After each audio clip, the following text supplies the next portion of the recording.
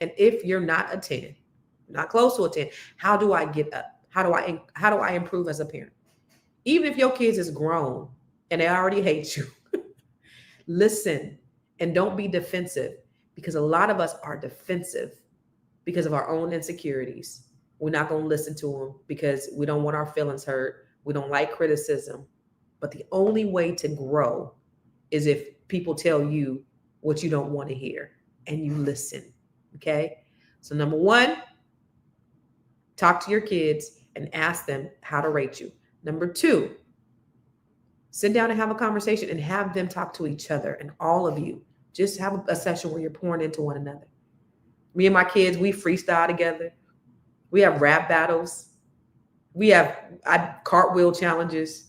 Y'all can't beat me in no cartwheel. I'm almost 50. I cartwheel better than both of my sons, my teenage boys. What?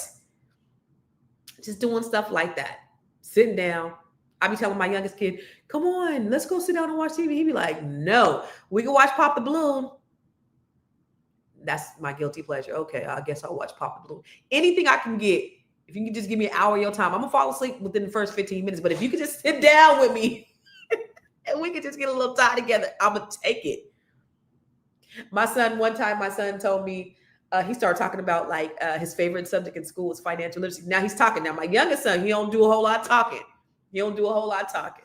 So when he did talk to me, we was in the car. I was like, shit, I got to keep this going. So I'm driving.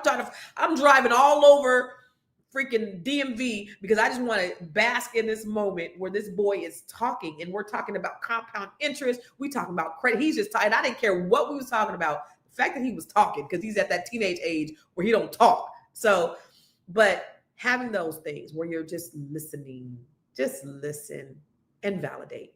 Listen and validate. Give your advice. Don't, right? So that's the second thing. So number one, ask them to rate you. Number two, have them pour into each other. Number three, don't dictate. Don't dictate, advise. Okay? Don't dictate, advise. And then number four, have conversations about wealth, about who they are as people, as men. You know, one thing I try to teach my sons is how to be a gentleman, opening the door for women. One thing my son told me when he got to school, he was like, Mom, everybody ain't like you. They don't deserve it. And I'm like, yes, they do. He's like, Mom, they take advantage. And they did. They took advantage of my baby because he was just being nice to everybody. You could be kind, but you ain't got to be nice to everybody. And so they took advantage of him. But that was, that was me not teaching boundaries also. So there are some things that I lacked as a parent. And it's probably because I didn't exercise a lot of boundaries because, those are my flaws. But these are lessons that I try to teach to my children. So the fourth is having conversations, critical conversations about money, about finance, about wealth. Okay? Listen. Your kids do not need a perfect parent. They need a present parent.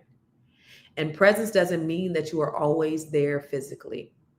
It means when you are there, you're emotionally available. You're listening to them without judgment.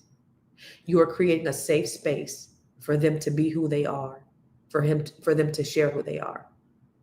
That's where the real wealth is. That's how we raise emotionally intelligent children. That is how we break generational curses and generational cycles. And that's how we build legacies. Our legacy, what we do today, affects our children tomorrow. So this week, here's my challenge to you. I want you to ask your child, no matter how young or old they are, how am I doing? And then be willing to listen. Because sometimes the most important growth doesn't come from what we say, but from what we are open to hear. All right. That's all I got for today. I hope you guys have a fantastic weekend.